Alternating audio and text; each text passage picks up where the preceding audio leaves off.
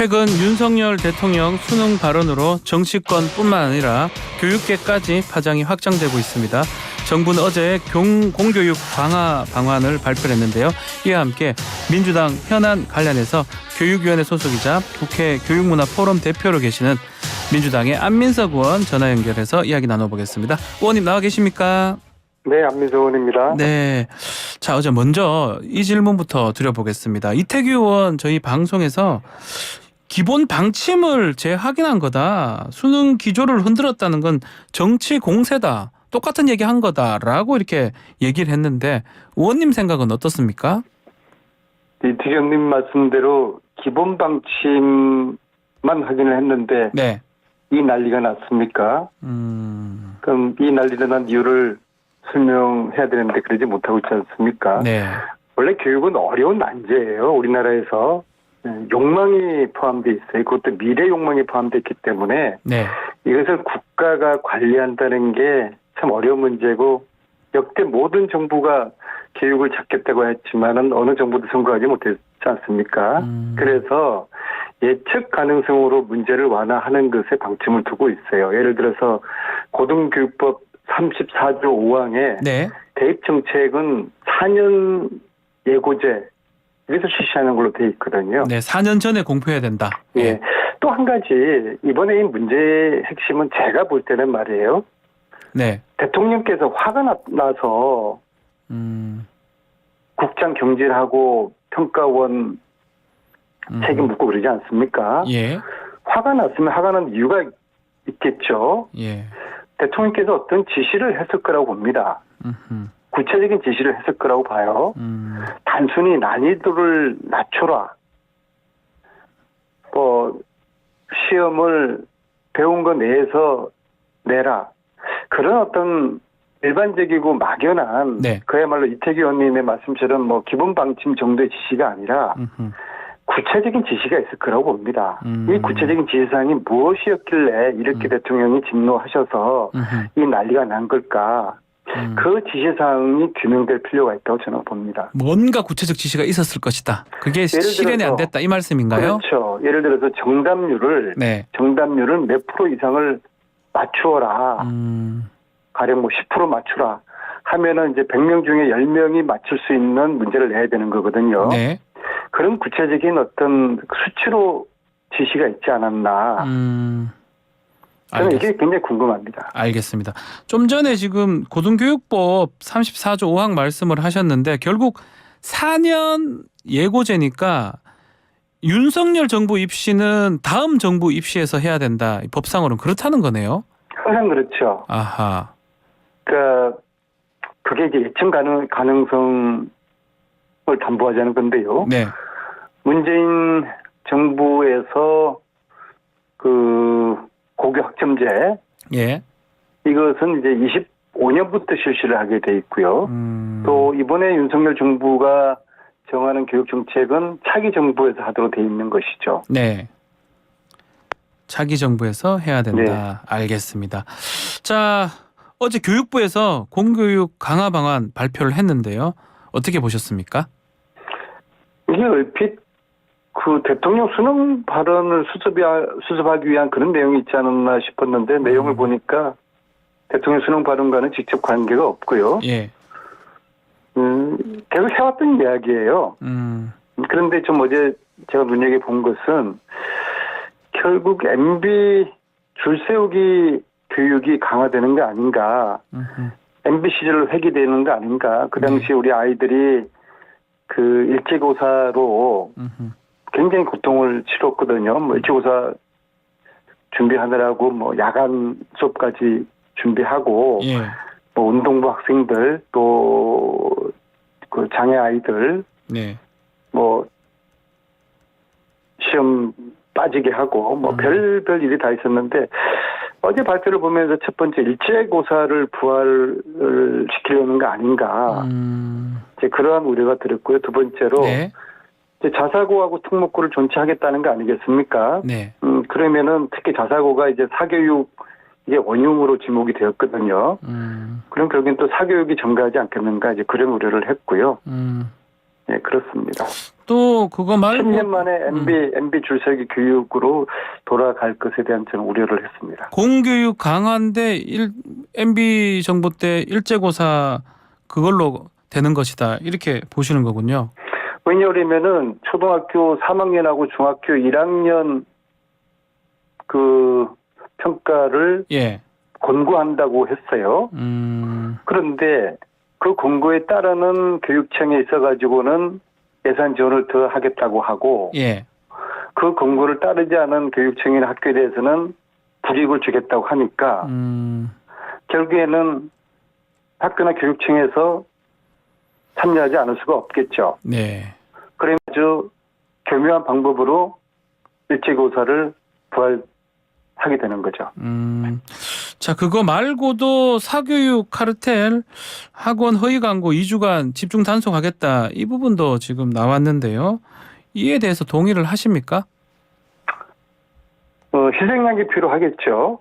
아하, 희생양이요? 네, 대통령의 수능 발언으로 이제 혼란이 있었고 또 불안감이 확산되고 있고 이걸 덮어야 되지 않겠습니까? 그래서 가장 쉽게 교육부에다 책임 묻고 평가원에다가 이제 책임 전가했죠. 근데 네. 이것만으로 진정되고 있지 않습니까? 그래서 이제 국회의원들을 동원해서 사교육 시장을 이제 악의 축으로 이제 몰고 가고 있는 것이죠. 제가 볼 때는 대형 학원이나 일타 강사들 세무조사 돌입하지 않을까 그렇게 생각하고요. 세무조사요.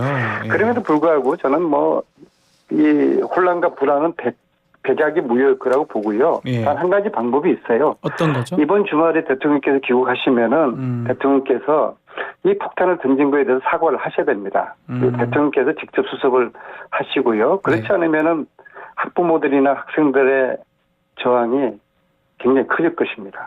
자, 한편으로는 지금 보도되는 내용이긴 한데 좌파 사교육 장악했다라고 얘기하면서 정청래 의원이나 정봉주 전 의원 학원장 출신 아니냐. 이 사람들이 지금 다 장악한 거 아니냐. 이런 또 보도도 되고 있습니다. 그건 엉뚱한 데 화살을 돌리는 것이고요. 예. 예. 우리나라 사교육이라는 것은 그 대학 세열화, 그다음에 학벌 위주의 사회 이런 구조적인 문제가 만들어낸 그러니까 모든 사람들이 다 대학을 가고 싶어하고 좋은 대학을 가고 싶어 하니까 네. 그래서 이제 야기된 구조적인 문제인데 이것을 이제 엉뚱한 것으로 화살을 돌리려고 하는 거죠. 자, 킬러 문항 관련해서 지금 출제 책임 묻는 감찰도 진행한다고 얘기를 하는데 한덕 총리 교육부에 대한 감찰 확대 가능성도 얘기를 했습니다. 어떻게 보십니까? 저는 이걸 보면서 10년 전에 기시감이 들어요. 10년 전에요? 예. 네. 그 정유라 승마 대회 가서 우승 못하니까 예. 그때 점수전 심판들을 경찰이 불러서 왜 점수 낮게 줬느냐 그렇게 수사를 했던 거 아닙니까? 아하. 그리고 그것이 알고 보니까 청와대에서 지시를 그렇게 내린 것이고요. 아니 난이도 조절하는 것은 네. 이것은 전문가들의 영역이에요. 그런데 이것을 왜 점수를 그 난이도를 어려운 문제를 냈냐 이것을 감사한다는 것은 10년 전에 그 사건의 기시감이 들고요. 네. 물론 이 킬러 문항 배제는 민주당과 이재명 후보도 주장을 했던 거예요. 이재명 후보의 대선 공약이었고요. 네. 문제는 이게 수능 5개월 남긴 시점에서 대통령이 이런 폭탄을 던지면은 안 되는 것이죠. 그래서 이제 풍지풍파가 난 거 아니겠습니까? 알겠습니다. 자, 며칠 전에 김기현 대표 또 이재명 대표 교섭단체 대표 연설 있었는데요. 서로 또 비판을 하셨습니다. 또 현장에 또 계셨으니까 어떻게 들으셨습니까? 일단 이제 이재명 대표의 연설에 대해서는 객관적으로 보더라도 굉장히 그 호평을 받았어요. 네. 예, 비전을 제시를 한 것 때문에. 네. 그러니까 이제 아마도 김기현 대표가 부담을 이제 느꼈겠죠. 또 잘해야 될 텐데. 근데 이제 내용을 떠나서 어떻게 세상에 여당 대표가 이 연설을 하면서 그렇게 고래고래 고함을 지르시고 또 모션이 너무 컸어요. 아, 모션이요? 예. 예, 너무 오버를 하셨어요. 아하. 근데 이게 내용의 문제가 아닙니다. 예. 그런데 재미있는 것은 참 어이가 없는 것은 국힘 여당 의원님들이 박수치던 모습을 보고서 네. 한심한 생각이 들었어요. 그래서 참 뭐 내용도 사실 뭐 별 내용이 없었죠. 근데 이런 형식적인 면에서 저는 좀 실망을 했고요. 네. 내용도 비전이 없고 그거 딱 두 가지였어요. 문재인 정부 탓하고 또 하나는 정쟁을 야기하는 내용을 던진 거예요. 예를 들어서 의원 정수를 축소하겠다. 저희들이 받을 수 없는 이야기를 하는 거예요. 네. 불체포 특권 폐지하겠다. 특히 검찰 정권 하에서 저희들이 이거 받을 수가 있겠습니까? 저도 불체포 특권을 계속적으로 주장을 해온 사람이지만 네. 지금 이렇게 야당 단합을 혹통하게 하는 상황에서 불체포 특권을 저희들이 이거를 포기하게 되면은 줄줄이 다 잡혀갈 텐데요. 예. 근데 근본적으로 저는 김기현 대표의 연설을 보면서 야, 정부 여당이 협치를 포기를 한 것이구나. 야당과 싸울 생각만 해요. 사실은 야당이 여당한테 싸움을 걸고 야당이 도발을 해야 되는데 네. 지금은 거꾸로 돼서 뭐 여당 최고위원회도 보면은 이건 야당에 대한 도발이 도가 넘었어요. 특히 그 젊은 뭐 청년 최고위원이라고 하는 분도 이야기를 보면은 장해찬 최고위원 말하는 겁니까? 예. 네. 그렇죠. 뭐 다 아시네요. 야당하면 잘해봤다. 근데 여당은 기본적으로 품격이 있어야 되는 거거든요. 그리고 국가 어떤 운영에 대한 비전을 제시하면서 야당과 국민들의 동의를 얻어서 성과를 내야 되는 그런 책무가 있는 거 아니에요. 예. 근데 오로지 야당과 싸우겠다는 그런 여당은 이거 참 이상한 여당인 것 같습니다. 자, 그중에 지금 가장 주목받았던 게 불체포 특권 포기입니다. 이재명 대표가 얘기를 했던 부분이고 또 김기현 대표는 서약서 서명하자라고 했고 어제 국민의힘 의원들은 또 서약서를 또 썼던 것 같아요. 일부. 어떻게 보십니까? 저는 일종의 정치 공세라고 보고요. 이제 정치 쇼예요. 왜냐하면 야당이 받을 수 없는 불체포 특권을 요구를 하는 것은 이건 그야말로 이제 정치 쇼죠. 네. 왜냐하면은 이 검찰 정권 하에서 탄압받는 야당 의원들에게 불체포 특권을 포기하라고 하는 것은 저희들을 줄줄이 구속시키겠다는데 이걸 받을 수가 없죠. 이재명 대표는 포기하기로 한 거잖아요. 그럼 직접 조사를 그러니까 받으러 가는 거. 이재명 대표가 불체포 특권을 이제 포기를 했으니까 이제 그 다음날 연설을 했던 김기현 대표 입장에서는 혀를 찔린 것이죠.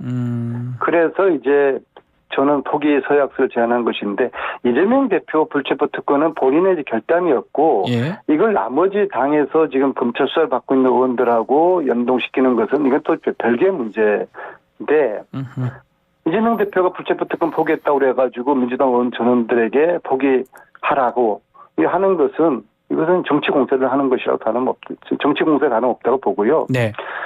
이렇게 말씀드리고 싶어요. 검찰이 이재명 대표 구속 자신이 있으면은 빨리 구속영장 발부하면 되는 거예요. 영장을 치라. 예. 네. 알겠습니다. 그러면 이재명 대표는 뭐 실질심사에 참석하겠다 이렇게 말씀을 했으니까요. 그렇게 하겠죠. 네.